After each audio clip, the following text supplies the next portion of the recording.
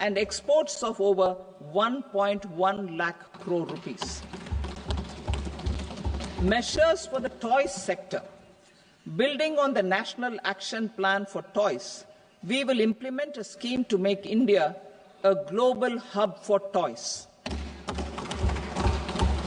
The scheme will focus on development of clusters, skills, and a manufacturing ecosystem that will create high-quality, unique, innovative, and sustainable toys that will represent the Made in India brand. Support for food processing. In line with our commitment towards Purvodaya, we will establish a National Institute of Food Technology, Entrepreneurship and Management in Bihar. The institute will provide a strong fillip to food processing activities in the entire eastern region. This will result in 1. Enhanced income for the farmers through value addition to their produce, and 2. Skilling entrepreneurship and employment opportunities for the youth. Manufacturing mission, furthering Make in India. Our government will set up a national manufacturing mission covering small, medium, and large industries for furthering Make in India by providing policy support, execution roadmaps, governance, and monitoring framework for central ministries and states. Details are in Annexure E. Given our commitment to climate-friendly development, the mission will also support clean tech manufacturing.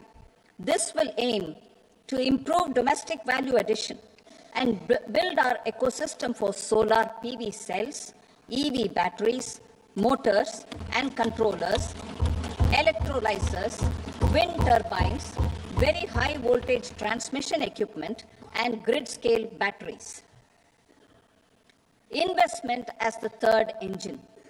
Now I move to investment as the third engine, which encompasses investing in people, investing in the economy, and investing in innovation. Investing in people. Saksham Anganwadi and Poshan 2.0.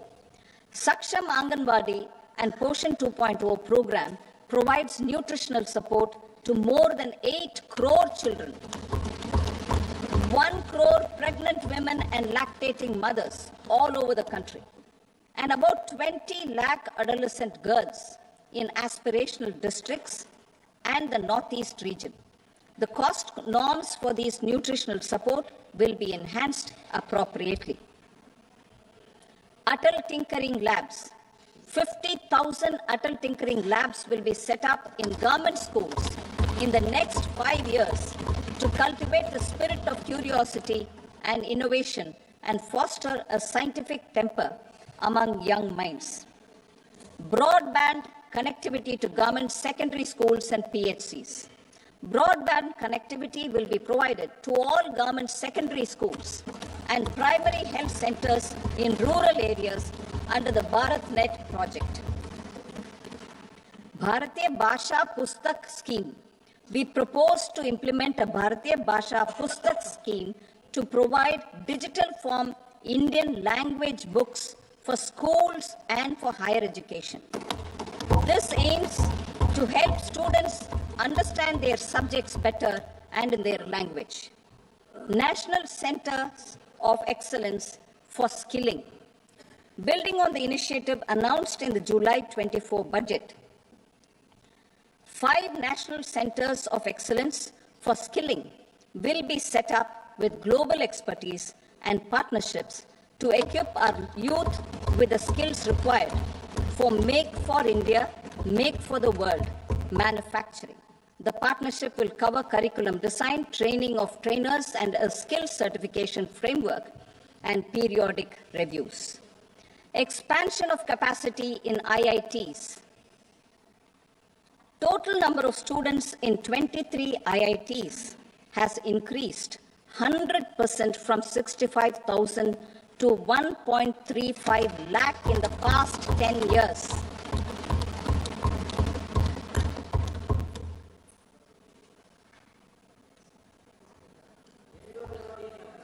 Additional infrastructure will be created in the 5 IITs started after 2014 to facilitate education for 6,500 more students.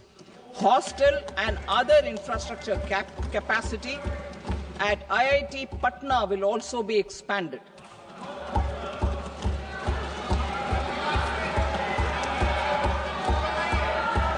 Center of Excellence.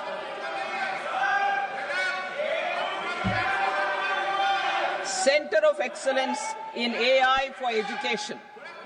I had announced 3 centers of excellence in artificial intelligence for agriculture, health, and sustainable cities in 2023. Now a center of excellence in artificial intelligence for education will be set up with a total outlay of 500 crores. Expansion of medical education. Our government has added almost 1.1 lakh undergraduate and postgraduate medical education seats in 10 years, an increase of 130%. In the next year, 10,000 additional seats will be added in medical colleges and hospitals towards the goal of adding 75,000 seats in the next 5 years. Daycare cancer centers in all district hospitals. Our government will facilitate setting up of daycare cancer centers in all district hospitals in the next 3 years. 200 centers will be established in 25-26 itself. Strengthening urban livelihoods. Our government has been giving priority to assisting urban poor and vulnerable groups. A scheme for socio-economic upliftment of urban workers will be implemented to help them improve their incomes, have sustainable livelihoods, and a better quality of life. PM Swanidhi scheme has benefited more than 68 lakh street vendors, giving them respite from high-interest informal sector loans. Building on this success, the scheme will be revamped with enhanced loans from banks, UPI-linked credit cards with 30,000 rupees limit, and capacity building support. Social Security Scheme for welfare of online platform workers. Gig workers of online platforms provide great dynamism to the new age services economy. Recognizing their contribution, our government will arrange for their identity cards and registration on the e-Shram portal. They will be provided healthcare under PM Jan Arogya Yojana. This measure is likely to assist nearly 1 crore gig workers.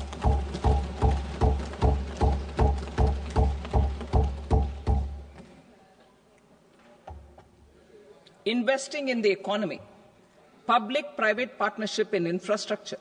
Each infrastructure-related ministry will come up with a 3-year pipeline of projects that can be implemented in PPP mode. States will also be encouraged to do so and can seek support from the India Infrastructure Project Development Fund, which is a scheme to prepare PPP proposals. Support to states for infrastructure. An outlay of 1.5 lakh crore is proposed for the 50-year interest-free loans to states for capital expenditure and incentives for reforms. Building on the success of the first asset monetization plan announced in 2021, the second plan for 2025 to 30 will be launched to plow back capital of 10 lakh crore in new projects. Regulatory and fiscal measures will be fine-tuned to support the plan. Jal Jeevan Mission. Since 2019, 15 crore households, representing 80% of India's rural population, have been provided access to portable tap water connections. To achieve 100% coverage, I am pleased to announce the extension of this mission until 2028 with an enhanced total outlay. The mission's focus will be on the quality of infrastructure and O&M of rural piped water supply schemes through Jan Bhagidari. A separate MOU or separate MOUs will be signed with the states and union territories to ensure sustainability and citizen-centric water services delivery. Urban sector reforms. Building on the July budget proposals, urban sector reforms related to governance, municipal services, urban land and planning will be incentivized. Urban Challenge Fund. The government will set up an Urban Challenge Fund of 1 lakh crore rupees to implement the proposals for cities as growth hubs, creative redevelopment of cities, and for water and sanitation purposes announced in the July budget.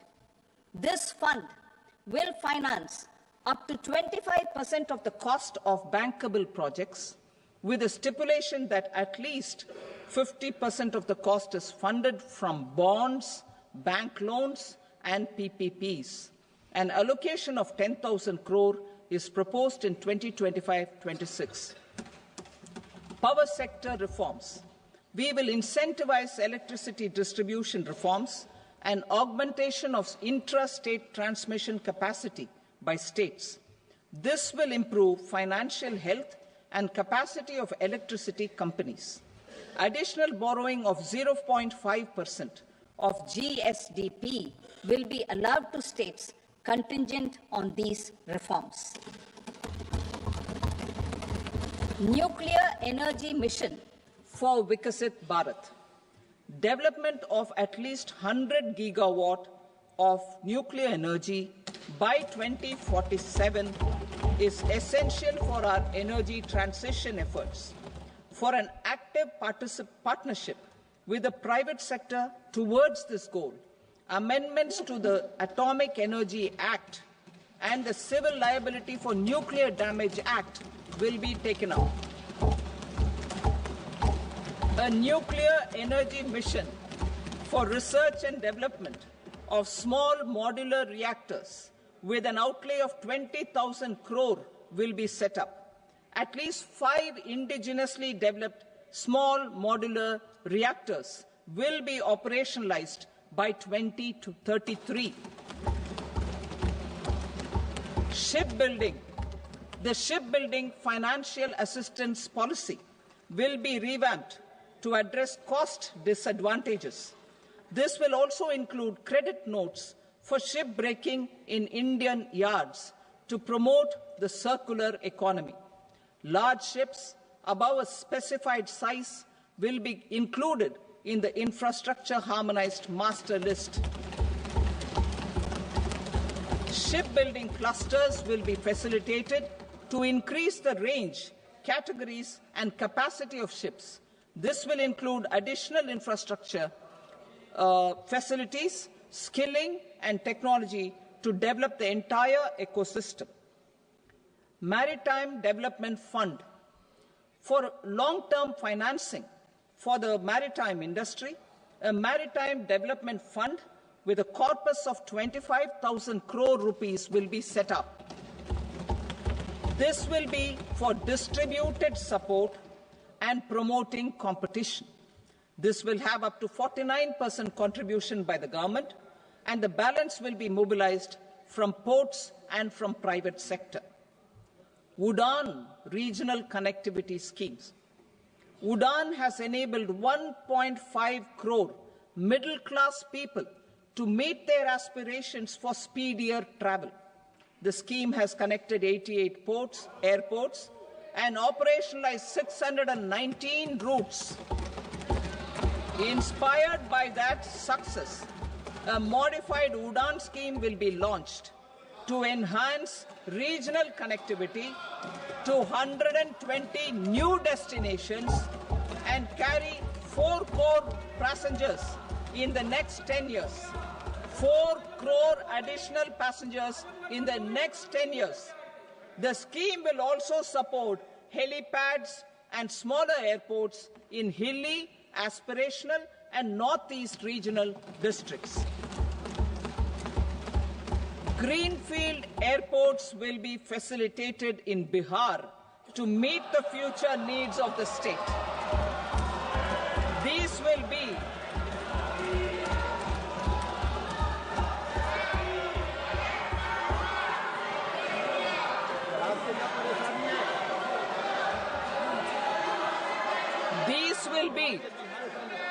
These will be in addition to the expansion of the capacity of Patna Airport and a brownfield airport in Beta. Western Kosi Canal project in Mithilanchal. Financial support will be provided for the Western Kosi Canal ERM project, benefiting a large number of farmers, cultivating over 50,000 hectares of land in the Mithilanchal region of Bihar. Mining sector reforms. Mining sector reforms, including those for minor minerals, will be encouraged through sharing of best practices and institutions of a state mining index. A policy for recovery of critical minerals from tailings will be brought out. Under the special window for affordable and mid-income housing, SWAMI, 50,000 dwelling units in stressed housing projects have been completed and keys handed over to home buyers. Another 40,000 units will be completed in 2025, further helping middle-class families who are paying EMIs on loans taken for apartments while also paying rent for their current dwellings. Building on this success, SWAMI Fund 2 will be established as a blended finance facility with contribution from the government, banks and private investors. This fund of 15,000 crore rupees will aim for expeditious completion of another 1 lakh units. PM Gati Shakti data for private sector. For furthering PPPs and assisting the private sector in project planning, access to relevant data and maps from the PM Gati Shakti portal will be provided. Tourism for employment-led growth. Top 50 tourist destination sites in the country will be developed in partnership with states through a challenge mode. Land for building key infrastructure will have to be provided by the states. Hotels in these destinations will be included in the infrastructure harmonized list. The following measures will be taken for facilitating employment-led growth. Organizing intensive skill development programs for our youth, including in institutes of hospitality management. Providing mudra loans for homestays. Improving ease of travel and connectivity to tourist destinations. Providing performance-linked incentives to states for effective destination management, including tourist amenities, cleanliness, and marketing efforts. And introducing streamlined e-visa facilities along with visa fee waivers for certain tourist groups. Continuing with the emphasis on places of spiritual and religious significance, in the July budget, there will be a special focus on destinations related to the life and times of Lord Buddha. Medical tourism and heal in India. Medical tourism and heal in India will be promoted in partnership with the private sector, along with capacity building and easier visa norms. Investing in innovation. To implement private sector-driven research, development and innovation initiatives announced in the July budget, I am now allocating 20,000 crore rupees for this purpose. A deep tech fund of funds will also be explored to catalyze the next generation startups as a part of this initiative. In the next 5 years, under the PM Research Fellowship Scheme, we will provide 10,000 fellowships for technological research in IITs and IISc with enhanced financial support. The second gene bank with 10 lakh germplasm lines will be set up for future food and nutritional security. This will provide conservation support to both public and private sectors for genetic resources. We will start a national geospatial mission to develop foundational geospatial infrastructure and data. Using PM Gati Shakti, this mission will facilitate modernization of land records, urban planning, and design of infrastructure projects. A Gyan Bharatam mission for survey, documentation, and conservation of our manuscript heritage with academic institutions, museums, libraries, and private collectors will be undertaken to cover more than 1 crore manuscripts. We will set up a national digital repository of Indian knowledge systems for knowledge sharing. Now I move to exports as the fourth engine. We will set up an export promotion mission with sectoral and ministerial targets driven jointly by the Ministries of Commerce, MSME, and Finance. It will facilitate easy access to export credit, cross-border factoring support, support to MSMEs to tackle non-tariff measures in overseas markets. A digital public infrastructure, Bharat Trade Net, for international trade will be set up as a unified platform for trade documentation and financing solutions. This will complement the Unified Logistics Interface platform. The BTN will be aligned with international practices. Support will be provided to develop domestic manufacturing capacities for our economy's integration with global supply chains. Sectors will be identified based on objective criteria. Facilitation groups with participation of senior officers and industry representatives will be formed for select products and supply chains. Through this, there are huge opportunities related to Industry 4.0, which needs high skills and talent. Our youth have both. Our government will support the domestic electronic equipment industry to leverage this opportunity for the benefit of our youth. A national framework will be formulated as guidance to states for promoting global capability centers in emerging Tier 2 cities. This will suggest measures for enhancing availability of talent and infrastructure, building bylaw reforms, and mechanisms for collaboration with industry. Our government will facilitate upgradation of infrastructure and warehousing for air cargo, including high-value perishable horticultural produce. Cargo screening and customs protocol will be streamlined and made user-friendly. Reforms as the fuel.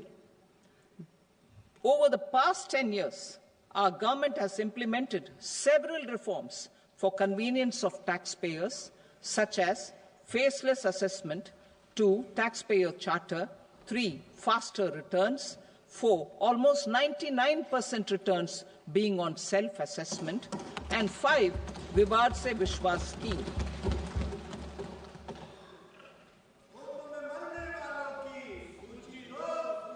Continuing these efforts, I reaffirm the commitment of the Tax Department to trust first, scrutinize later. I also propose to introduce the new income tax bill next week. I will detail the indirect tax reforms and changes in direct taxes in Part B. Financial sector reforms. The FDI limit for the insurance sector will be raised from 74 to 100%. This enhanced limit will be available for those companies which invest the entire premium in India. The current guardrails and conditionalities associated with foreign investment will be reviewed and simplified. The services of India Post Payment Bank will be deepened and expanded in rural areas. NABFID will set up a partial credit enhancement facility for corporate bonds for infrastructure. Public sector banks will develop Grameen Credit Score framework to serve the credit needs of SHG members and people in rural areas. A forum for regulatory coordination and development of pension products will be set up. To implement the earlier announcement on simplifying the KYC processes, the revamped Central KYC Registry will be rolled out in 2025. We will also implement a streamlined system for periodic updating. Requirements and procedures for speedy approval of company mergers will be rationalized. The scope for fast-track mergers will also be widened and the process made simpler. As proposed in the interim budget, we signed bilateral investment treaties with 2 countries in 2024 to encourage sustained foreign investment, and in the spirit of First Develop India, the current model BIT will be revamped and made more investor-friendly. In the last 10 years, in several aspects, including financial and non-financial, our government has demonstrated a steadfast commitment to ease of doing business. We are determined to ensure that our regulations must keep up with technological innovations and global policy developments. A light-touch regulatory framework based on principles and trust will unleash productivity and employment. Through this framework, we will update regulations that were made under old laws. To develop this modern, flexible, people-friendly and trust-based regulatory framework appropriate for the 21st century, I propose 4 specific measures. A high-level committee for regulatory reforms will be set up for a review of all non-financial sector regulations, certifications, licenses, and permissions. The committee will be expected to make recommendations within a year. The objective is to strengthen trust-based economic governance and take transformational measures to enhance ease of doing business, especially in matters of inspection and compliances. States will be encouraged to join in this endeavour. An investment friendliness index of states will be launched in 2025 to further the spirit of competitive, cooperative federalism. Under the Financial Stability and Development Council, a mechanism will be set up to evaluate impact of the current financial regulations and subsidiary instructions. It will also formulate a framework to enhance their responsiveness and development of the financial sector. In the Jan Vishwas Act 2023, more than 180 legal provisions were decriminalized. Our government will now bring up the Jan Vishwas Bill 2.0 to decriminalize more than 100 provisions in various laws. I now move to fiscal policy. In the July budget, I had committed to staying the course for fiscal consolidation. Our endeavour will be to keep the fiscal deficit each year such that central government debt remains on a declining path as a percentage of the GDP. The roadmap for the next 6 years has been detailed in the FRBM statement. Revised estimates for 2024-25. The revised estimate of the total receipts other than borrowings is 31.47 lakh crore rupees, of which the net tax receipts are 25.57 lakh crore rupees. The revised estimate of the total expenditure is 47.16 lakh crore rupees, of which the capital expenditure is about 10.18 lakh crore rupees. The revised estimate of the fiscal deficit is 4.8% of the GDP. Budget estimates for 25-26. Coming to 25-26, the total receipts other than borrowings and total expenditure are estimated at 34.96 lakh crore rupees and 50.65 lakh crore rupees respectively. The net tax receipts are estimated at 28.37 lakh crore rupees. The fiscal deficit is estimated to be 4.4% of GDP. To finance the fiscal deficit, the net market borrowings from dated securities are estimated at 11.54 lakh crore. The balance financing is expected to come from small savings and other sources. The gross market borrowings are estimated at 14.82 lakh crore rupees. I will now move to Part B. Indirect taxes. My proposals relating to customs aim to rationalize tariff structure and address duty inversion. These will also support domestic manufacturing and value addition, promote exports, facilitate trade, and provide relief to common people.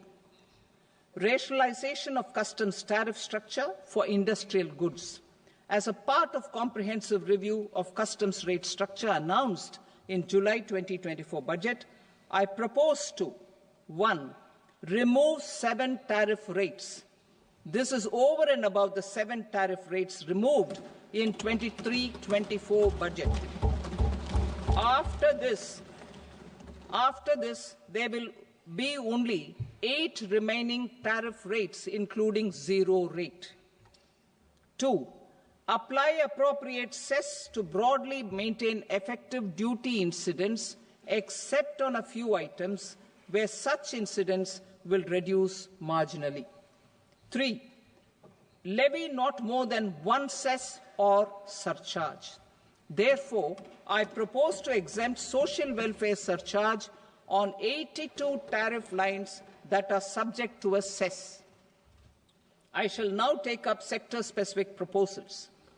To provide relief to patients, particularly those suffering from cancer, rare diseases, and other severe chronic diseases, I propose to add 36 life-saving drugs and medicines to the list of medicines fully exempted from basic custom duty.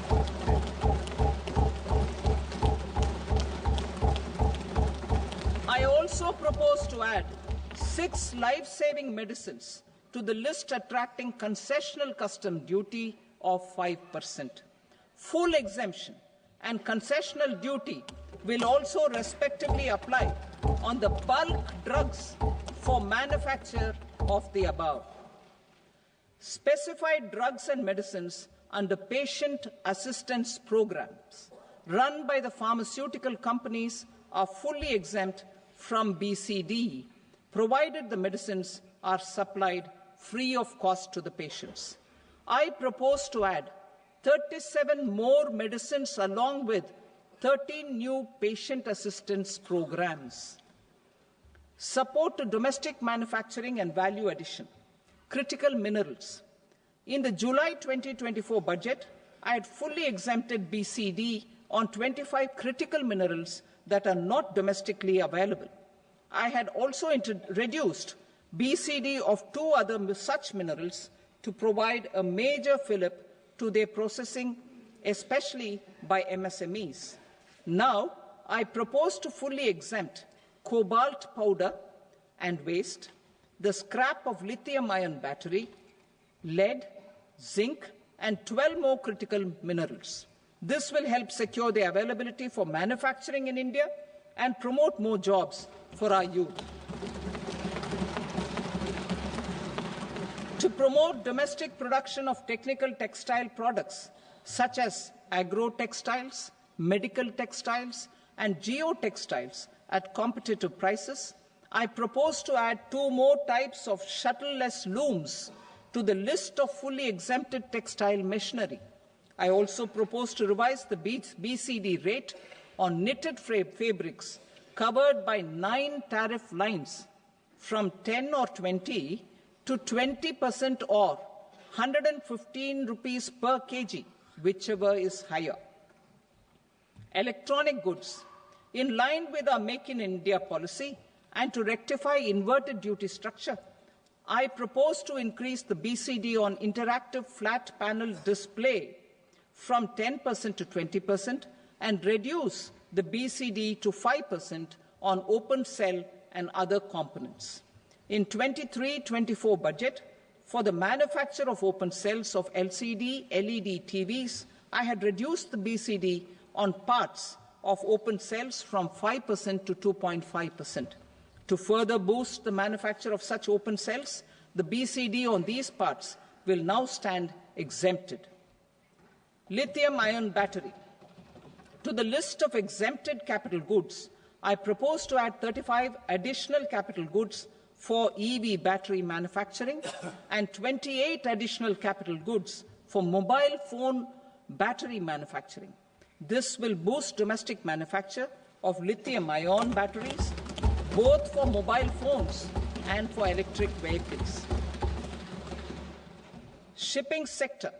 Considering that shipbuilding has a long gestation period, I propose to continue the exemption of BCD on raw materials, components, consumables, or parts for the manufacture of ships for another 10 years.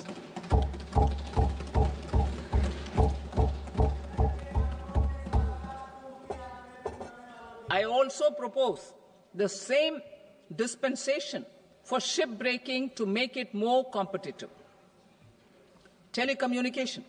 To prevent classification disputes, I propose to reduce the BCD from 20% to 10% on carrier-grade Ethernet switches to make it at par with non-carrier-grade Ethernet switches.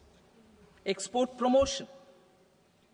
To facilitate exports of handicrafts, I propose to extend the time period for export from 6 months to 1 year, further extendable by another 3 months if required. I also propose to add 9 items to the list of duty-free inputs. Leather sector. I propose to fully exempt BCD on wet blue leather to facilitate imports for domestic value addition and employment. I also propose to exempt crust leather from 20% export duty to facilitate exports by small tanners. Marine products. To enhance India's competitiveness in the global seafood market, I propose to reduce BCD from 30% to 5% on frozen fish paste, surimi, for manufacture and export of its analog products. I also propose to reduce BCD from 15% to 5% on fish hydrolysates for manufacture of fish and shrimp feed. In July 2024 budget, to promote development of domestic MROs for aircraft and ships, I had extended the time limit for export of foreign origin goods that were imported for repairs from 6 months to 1 year and further extendable by 1 year. I now propose to extend the same dispensation for railway goods. Time limit for provisional assessment. Presently, the Customs Act 1962 does not provide any time limit to finalize provisional assessments, leading to uncertainty and cost to trade. As a measure of promoting ease of doing business, I propose to fix a time limit of 2 years, extendable by a year, for finalizing the provisional assessment. I propose to introduce a new provision that will enable importers or exporters, after clearance of goods, to voluntarily declare material facts and pay duty with interest but without penalty. This will incentivize voluntary compliance. However, this will not apply in cases where department has already initiated audit or investigation proceedings. For industry to better plan their imports, I propose to extend the time limit for the end use of imported inputs in the relevant rules from 6 months to 1 year. This will provide operational flexibility in view of cost and uncertainty of supply. Further, such importers will now have to file only quarterly statements instead of a monthly statement.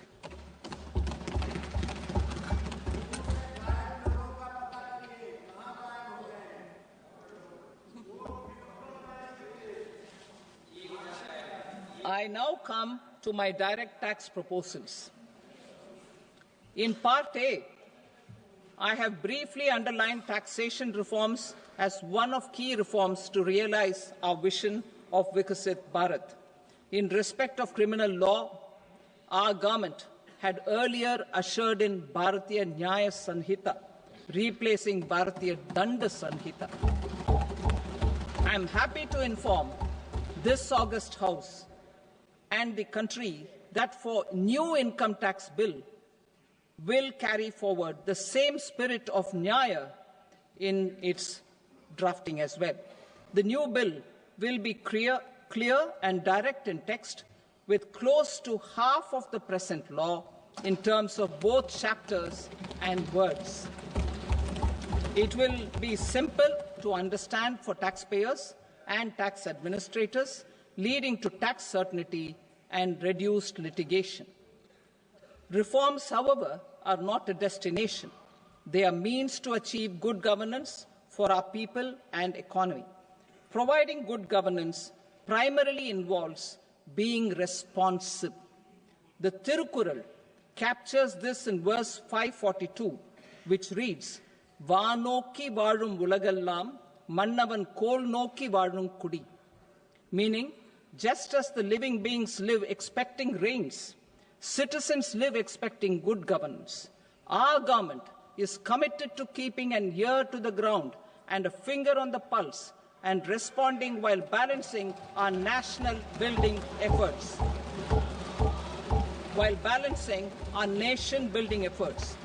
The following measures will detail just how our government will, under the guidance of PM Modi, has taken steps to understand and address.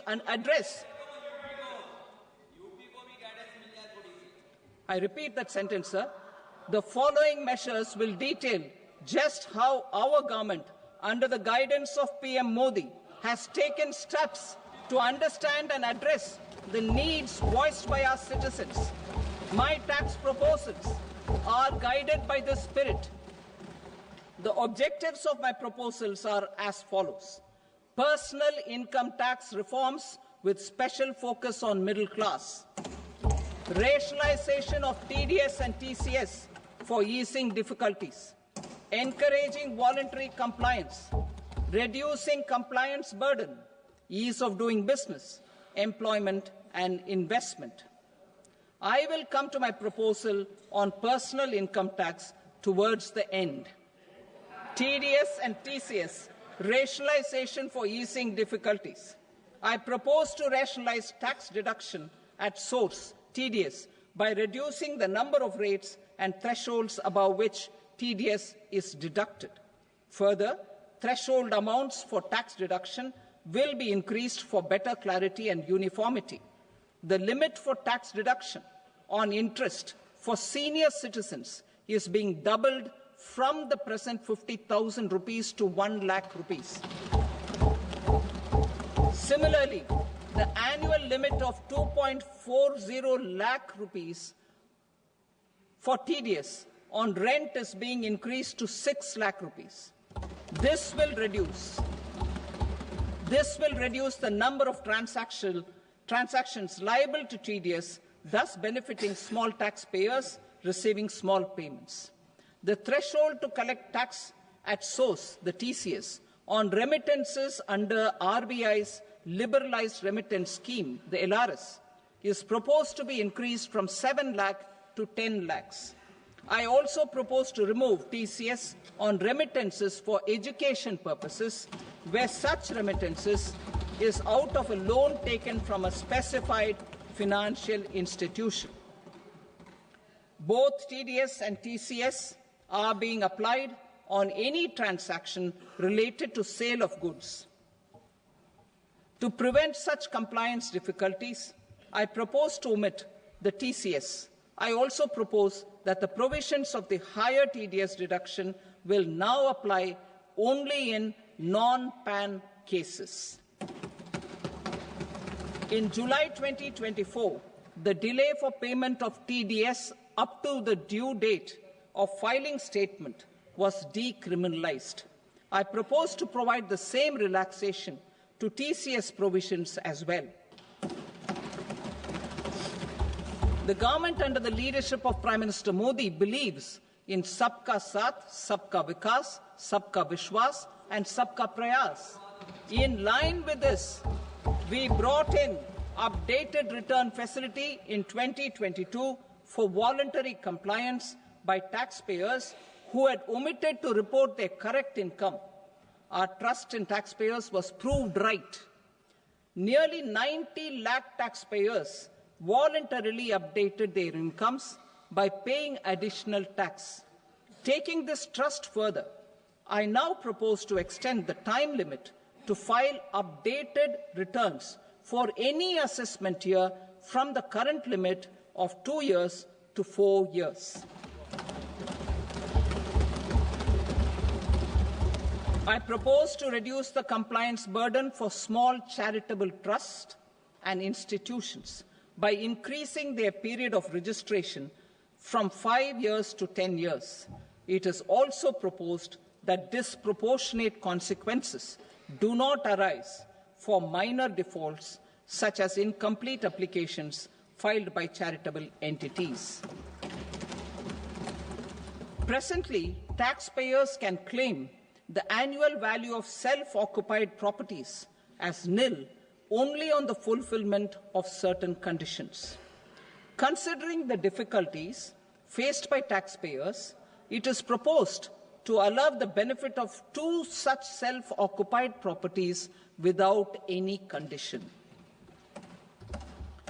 To streamline the process of transfer pricing and to provide an alternative to yearly examination, I propose to introduce a scheme for determining arm's length price of international transaction for a block period of 3 years. This will be in line with global best practices. With a view to reduce litigation and provide certainty in international taxation, the scope of safe harbour rules is being expanded. A number of senior and very senior citizens have very old national savings schemes accounts.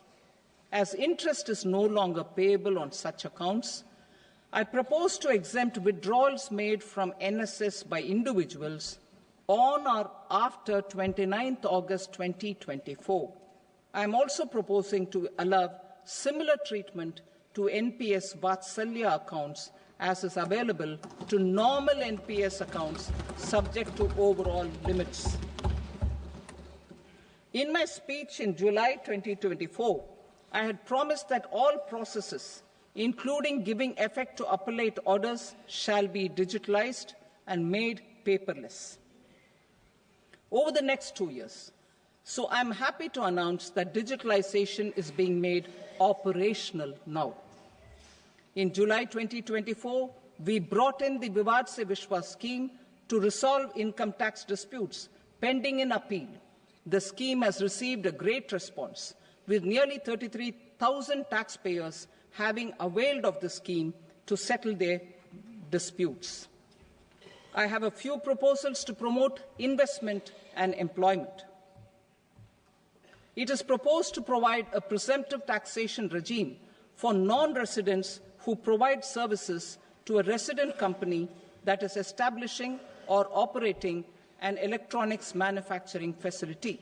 I further propose to introduce a safe harbour for tax certainty for non-residents who store components for supply to specified electronics manufacturing units. Presently, the tonnage tax scheme is available only to sea-going ships. The benefits of existing tonnage tax scheme are proposed to be extended to inland vessels registered under the Indian Vessels Act 2021 to promote inland water transport in the country.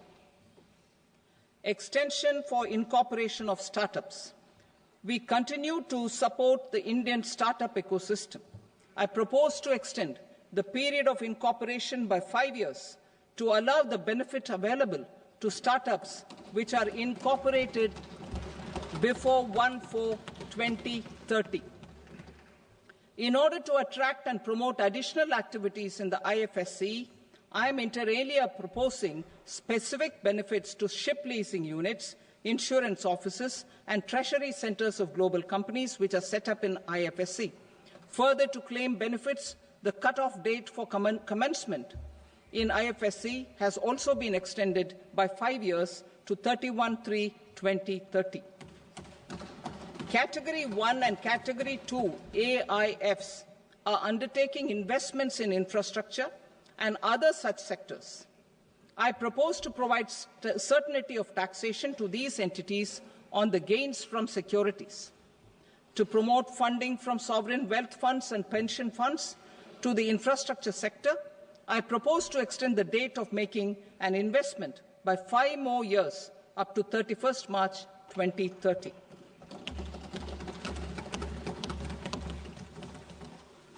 Personal income tax reforms with special focus on middle class.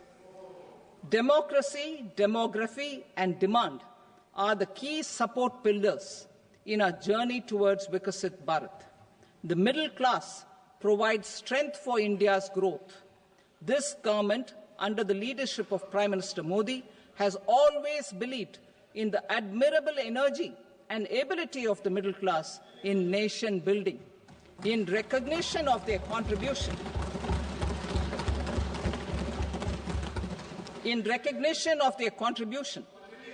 we have periodically reduced their tax burden. Right after 2014, the nil tax slab was raised to 2.5 lakhs of rupees, which was further raised to 5 lakh rupees in 2019 and to 7 lakh rupees in 2023. This is reflective of our government's trust on the middle-class taxpayers. I am now happy to announce that there will be no income tax payable up to income of 12 lakh rupees.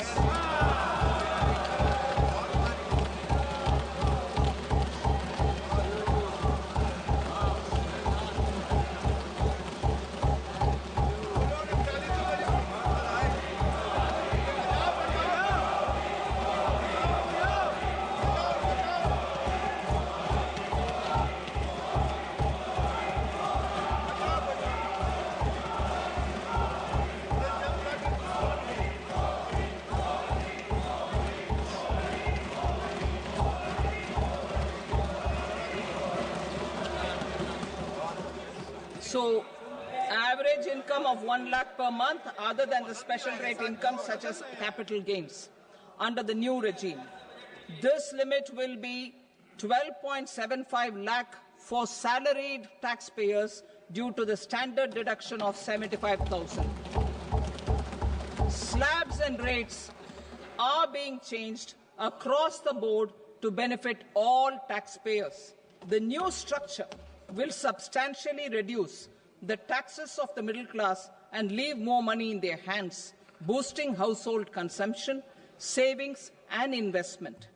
In the new tax regime, I propose to revise tax rate structures as follows: 0 to 4 lakh rupees nil, 4.8 lakh rupees to 4 to 8 lakh rupees 5%, 8 to 12 lakh rupees 10%, 12 to 16 lakh rupees 15%, 16 to 20 lakh rupees 20%, 20 to 24 lakh rupees 25%, and above 24 lakh rupees 30%. To taxpayers up to 12 lakh of normal income other than special rate income such as capital gains. I read that again.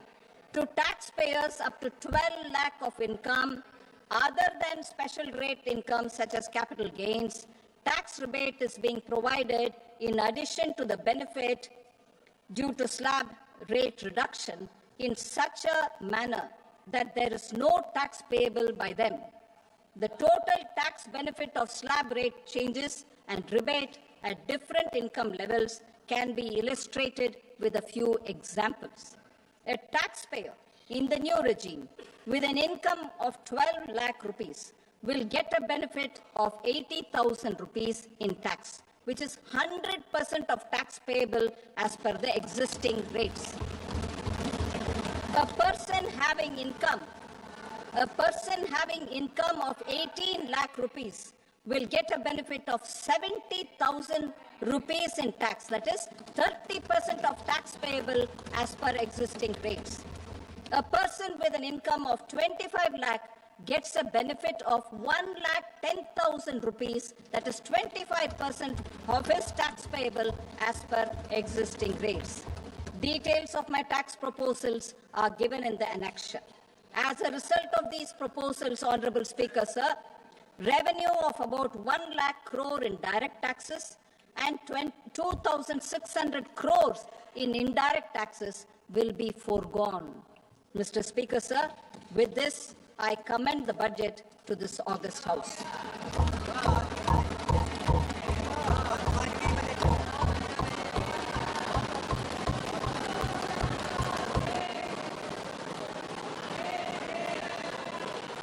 Item number 2, Srimati Nirmala Sitharaman. Sir, with your permission, I rise to lay on the table the following statements under Section 3(1) of the Fiscal Responsibility and Budget Management Act 2003. Medium-term fiscal policy cum fiscal policy strategy statement and my macroeconomic framework statement. Item number 3, Srimati Nirmala Sitharaman. Sir, with your permission, I rise to move for leave to introduce the Finance Bill 2025. प्रश्न ये है कि विधेयक को पुनर्स्थापित करने की अनुमति प्रदान की जाए। जो सदस्य इसके पक्ष में हाँ कहें, जो सदस्य विरोध में ना कहें, मेरे विचार में निर्णय हाँ वालों के पक्ष में हाँ वालों के पक्ष में अनुमति प्रदान की जाती है। माननीय मंत्री जी अब विधेयक को पुनर्स्थापित करें। Sir, I introduce the bill. Thank you.